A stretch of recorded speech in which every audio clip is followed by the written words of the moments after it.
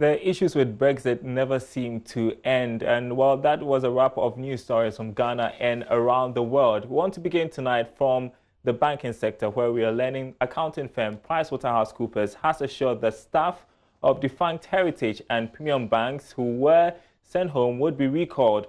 Workers were asked to go home ahead of their contract expiration on March 31. We have more in this report. Sources say the staff affected by the temporary measure, those who were directly working at the branches, being rationalized. We understand the defunct Heritage Bank had 8 branches and would now be left with 3. Defunct Premium Bank would be left with 1 branch at Ridge, as 4 of its branches are going down, following the decision by the Consolidated Bank to rationalize their branches due to a new network that's been introduced. The Consolidated Bank, we understand, took the decision because it did not want the affected workers to be loitering around doing nothing, but then assures they would continue to enjoy their salaries even at home, despite the expiration of their contracts on March 31, 2019. This has caused some staff to doubt the chances of being recalled, insisting it's a diplomatic way of sacking them. Well, for some industry watchers, it's just a matter of time in terms of taking a decision on whether the Consolidated Bank can indeed work with all the staff it has on its books as a result of merging all these institutions into one entity. Now, Exim Bank, the main financier of government's flagship One District, One Factory initiative, has declared 2019 a year of action. The bank says project it has financed would be seen and appreciated by the people of Ghana. Richard Konyako has more in this report.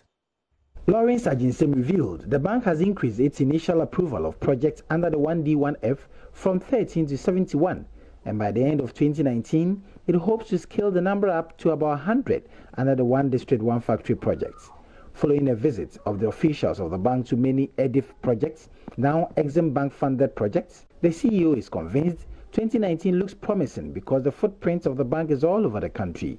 As of August 2018, approvals total almost 771 has been approved by the board of Exim Bank. Actual disbursement by way of cash in terms of working capital and capital expenditure, CAPEX, total almost around 400 million. I've had the opportunity to also visit even the existing EDIF now Exim projects in the northern region.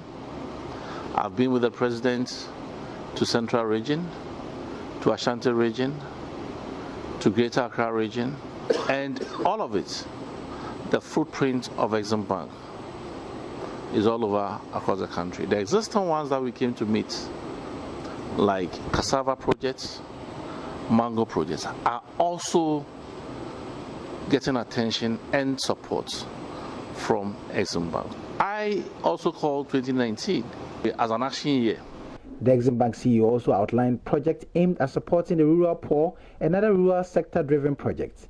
According to him, apart from the funds used to support the 1D, 1F projects, the bank has come up with a project called Grassroots Initiative Development Project, which comprises 6 key areas. We have done projects, what we in banking sector call them corporate banking type of projects.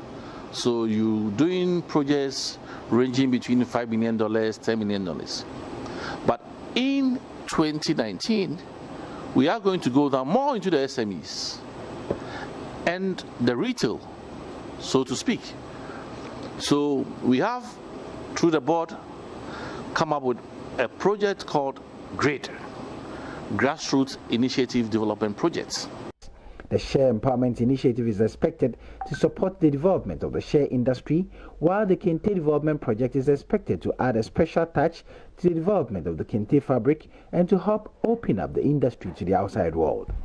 The others include the Youth in Greenhouse Enterprises project, where 100 greenhouses would be installed across the country to help solve some of the perennial challenges with vegetable production in the country, and the Mining Alternative Livelihoods project that will support the youth in the mining areas of the country to redirect their focus into the agricultural sector.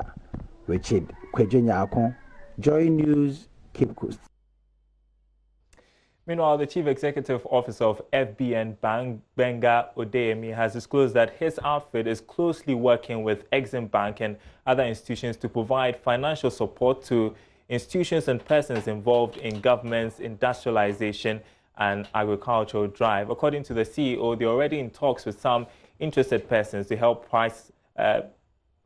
them with funding for their projects.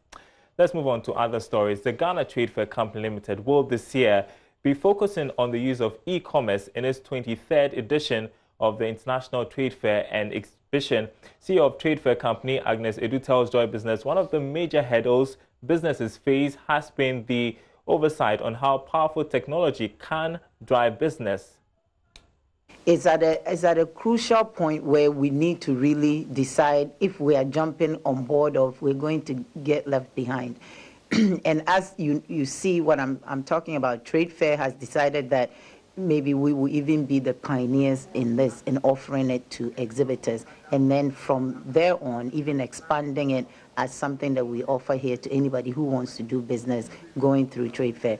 You know, the world is going in this direction. It's not even a matter of choice, whether you want to stay behind or not.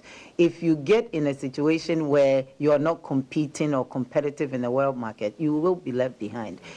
I think what stops us in this country mainly is maybe the financing part of it. So a small business worrying about everything under the sun, the light bill, the store, the logistics, how do you even ship things to your customers that are not coming into your store? Sometimes it can be overwhelming. So the reason why maybe we are so far behind is that no one has taken hold on how to transform SMEs into that platform. And I think Trade Fair, this is where we see we are lacking, and that's why we've started to incorporate it into the fairs. Even this e-commerce thing that we are introducing, if you're talking about globally accepted, we are not sitting and saying, okay, somebody will come from abroad and come into Pavilion A and see the product. We've already opened up an online platform where your products can now even reach a wider Ghanaian marketplace. If that's only what we even achieve, that's a lot. But now online, this world is a very small place. So that globally accepted theme, we didn't take it lightly. We didn't take it as just some song that we are singing. We actually opened up a global avenue where somebody can see the products that you are exhibiting in our pavilion. So I think that's a start, but it's just the beginning. We need to do more. One of the things that we are doing as part of this fair is to get seasoned professionals, CEOs, and then pair them up with startup CEOs. There's a program that we have called The Pitch. The fair is about 12 days long. So one of the days, the pitch is where you can come and network with highly seasoned professional CEOs who run companies both locally and abroad. And you, that small local producer, can now learn some skills, some do's and don'ts, some pearls of trade. So all that is incorporated in this fair. And for the past, let's say, decade, we really had forgotten the basics, you know, and then we just kind of did fairs and then didn't incorporate any of these things. So when we mean globally accepted, we mean exactly that. Let's turn to other news tonight to do with the housing sector. And as part of efforts to curb the growing demand for homes here in the country, government will be rolling out an affordable housing project known as the Akufo-Addo Flats this year. Minister for Works and Housing, Samuel Atachia, has disclosed that this project, which is expected to be private sector-led, will have government take many of the homes on mortgage for public sector workers and a section of the public. Now, the minister tells Joy Business that they have begun negotiations with the Finance Ministry on this project. The collaboration is so serious, both international and local, or if you like, national companies who are Ministry of Finance gives a very good guarantee that is agreeable to the developers. And they will bankroll the projects. Today, 3 o'clock, we are going to go and discuss the tenor of the guarantees. 3 o'clock today. And it's this year that we should see the Akufo-Addo Flats and the houses rolling out. How affordable is it going to be? Well, as we talk today, if it's 10,000 of a unit of a house, can you pay the money? Unless they give you a mortgage arrangement, which means that let's take some of your money every month and you use to service the mortgage installments. That is the serious point. But right now, as we are seeing it there, some of the developers are moving from 25,000 to 35,000 ranges, and some want to go beyond that. But we always have to have a mix. Because you have people who want to afford, can afford 35,000 United States dollar. We peg it in the dollars because of sometimes the problem of they saying that the monies they borrowed in investing in the housing, construction, were in dollar denominated. So it depends on what I see. Affordability, even if you understand the word, is the size of your pocket. But because the size of your pocket is challenged, then why don't you give him time, maybe 15 years, 20 years, through an instrumental understanding, and then the house is, paid off, and he becomes the owner. Meanwhile, the Housing Minister, Samuel Atachi, has challenged local contractors to improve on the quality of their work in the housing sector. This, according to him, will enable government partner more of the local sector players to construct affordable homes for Ghanaians as the demand for houses increases. Now, he was speaking at the 10th anniversary and launch of an affordable housing project by the Forever Construction and Consultancy Limited in Accra.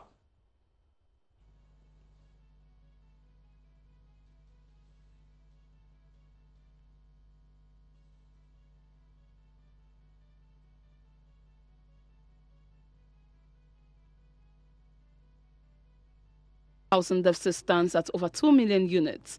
According to the Minister for the sector, Samuel Atachi, government believes that Ghana has the best architects and contractors who can deliver the best projects for the country. Speaking to launch the 10 years anniversary and affordable project by the Forever Construction and Consultancy Limited in Accra, Mr. Atachi challenged the local players to ensure quality in their service. The Ghanaians should never be associated with mediocrity. I want to stress that. There is nothing about Ghana which is average. It is a policy of this government that what the Ghanaian can do, we will not cede it to a foreigner. But if at the end of the day, the Ghanaian wants to do some good job, and we give him the good job, and then you realize that the structure is not even 1 year old, and it's leaking. And you could see that there are cracks at the walls. Then it is you who is telling us that you should be blacklisted and you are not worth your hire. So whatever we want to give to Ghanaians, we expect excellence. Head of Corporate and Strategy at Forever Construction and Consultancy, Cecil Owusu-Addo, has been speaking with Joy Business about their commitment to partner government and other institutions to provide houses at cheaper rates for the ordinary Ghanaian. So it's just like the minister said, it's around $16,000. There's a lot of cars in the market now, which is expensive than our property. So, but our property is self-financed, and you have to do it within a year. It's 30%, then 20%, another 30, then 20. But if you can do this is where Royal House, Republic Bank, comes in, and they'll take the mortgage. At the moment, a lot of bankers are talking to us. Fidelity are talking to us, and Stanbic are talking to us. The newly unveiled project is expected to be completed by the end of next year. So how do we make houses easier to purchase? Well, President of the Ghana Real Estate Developers Association, Patrick Bonfo, has called on players in the sector to use more locally produced materials for construction. According to Greta, over 80% of materials used in the real estate industry are sourced from the international market, increasing the cost of production.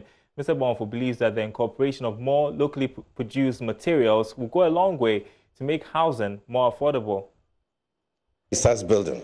The developer has to bring infrastructure to that land on his own.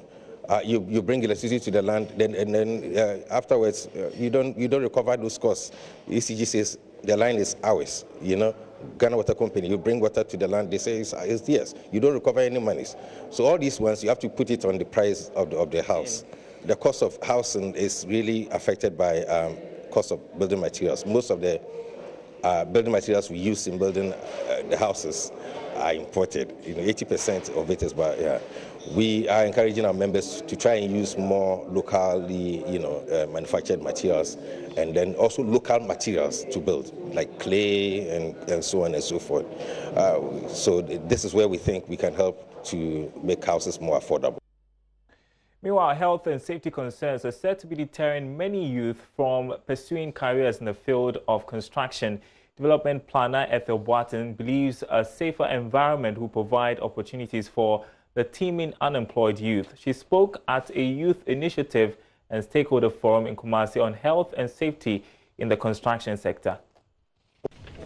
Ms. Boateng is calling for national attention to the issue in view of the country's high unemployment. Every day people are getting injured on our sides, people are dying on our sides, but it's quite silent. And we hardly talk about issues of health and safety in general in Ghana. And then much when it comes to the construction sector, it's silent because it's one sector where there are a lot of job opportunities for young people. But at the same time, people who go looking for jobs there sometimes are not able to demand for the measures that has to be put in place to ensure health and safety. But at the same time, it's a very risky environment. The forum was under the theme, Perspectives on Youth Health and Safety in the Construction Industry. It seeks to enhance dialogue among key actors on critical issues affecting health and safety of construction workers. Dr. Emmanuel Henkra is construction technologist at the Kwame Nkrumah University of Science and Technology. What we are seeing from our studies is that people are beginning to look at the direct cause of accidents as what to deal with. So for instance, if people suffer head injuries on site, they are thinking by providing the worker with a helmet, for instance, is the all in all, it solves the problem. But that really is not the solution to the problem. Because if you have a helmet on and something falls the next time and it hits your shoulder, for instance, you don't have helmets over your shoulder. So that's a big problem. We need to look beyond the direct cause of accidents. This PPE that we use on site, which is a very common thing on our sites, it's good, but it's just meant to deal with the direct cause of accidents. We need to go into the underlying causes of accidents. We need to go into, the safety culture. Are we leaving items loose on site because we don't know we should not leave items loose on site? If you're able to solve it from that point, then you don't have an item that so it falls, so then it hits somebody's head. We need to go beyond these, basic causes. Reporter for Joy Business, Kwesi Deborah. Some interesting financial results we are receiving. Telecoms giant MTN recorded a profit before tax of over 1 billion cedis for last year. This represents a 10% jump in earnings from 2017. The mobile operator posted its first financial results after listing on the Ghana Stock Exchange, and revenue for 2018 also went up significantly to reach 4.2 billion cedis. The results showed MTN recorded a substantial increase in most of its areas of operations. The mobile operator also puts its total number of subscribers ending 2018 at 20 million.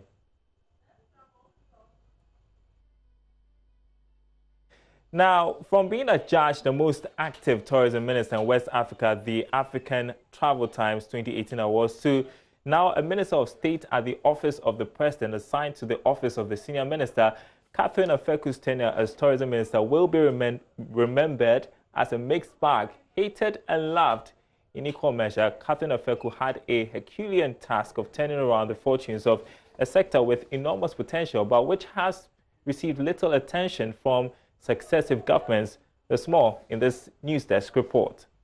Her journey to becoming the sector minister did not start on a smooth note.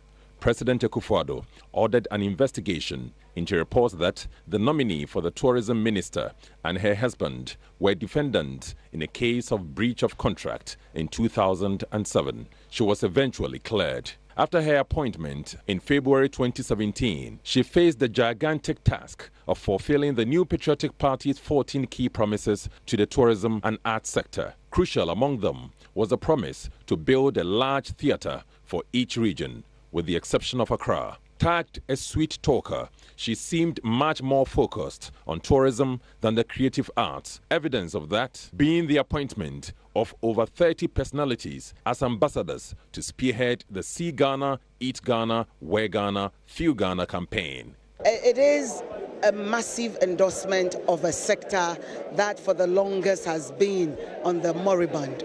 You can tell that His Excellency was right in repositioning tourism, arts and culture as a focal economic activity. I was particularly excited because when we started the slogan of See Ghana, Eat Ghana, Wear Ghana and Feel Ghana, not very many people noticed that at the very top it resonated. If you watch, the president has always mostly worn the Ghanaian attire, sending a strong signal to the textile industry. You also notice that we are projecting a lot of our culinary services at the hotels, and most government functions, we are promoting the Eat Ghana. The See Ghana bit is the domestic tourism, where a lot of the media agencies, including yours, are doing it on their own or in collaboration with us to promote the nation. The initiative has not really yielded any measurable result. Personalities like SP Kofi Sapon, D Black, Nana Kwame Ampadu, Daddy Lumba, Fancy Gadam, Ajako, Lucky Mensa, Reggie and Bole, and Senator Dagadu have done very little since the appointment. During her vetting, Madame Afeku made known her plans to create some 500,000 tourism-related jobs. Entertainment critics such as Ola Michael and Arnold Asamoah-Beidu publicly criticized her for what they say was her poor handling of the matters in the sector. The Evaluate Jura MP was described as a travel freak who embarked on fun trips while the woes of the creative arts sector deepened. Reacting to the allegation in an interview with JoyNews' Maxwell Amofia, Catherine Afeku appeared not offended by the criticisms. After JoyNews' Jojo Kobinet's explosive feature on the deplorable sanitation conditions at the Cape Coast Castle, Mrs. Afeku launched an interministerial task force to fight open defecation around the Cape Coast and Elmina castles. But her biggest criticisms will come from Ghana's decision to spend a total of $4.5 million on the organization of 3 editions, 2008, 2019 and 2020, of the All Africa Music Awards, AFRIMA. The biggest achievement, even though she was once again criticized for this, was the Full Circle Festival, which saw over 40 American celebrities storm Ghana in December last year. The event saw big names like Boris Kujo, who was appointed Ambassador of Film for Ghana, Nicole Ari Parker, Rosario Dawson, Anthony Anderson sell Ghana to the world. Catherine Afeku will be replaced by Deputy Lands and Natural Resources Minister Barbara Otinjesi. Industry persons are waiting to see what Barbara Otinjesi has to offer the sector. And the story would definitely not end there. That'll be it for Business Live tonight. Thanks for watching. There's more news on our website, myjoyonline.com/business. My name is Darryl Kwa. We are back same time next week. Do enjoy your weekend.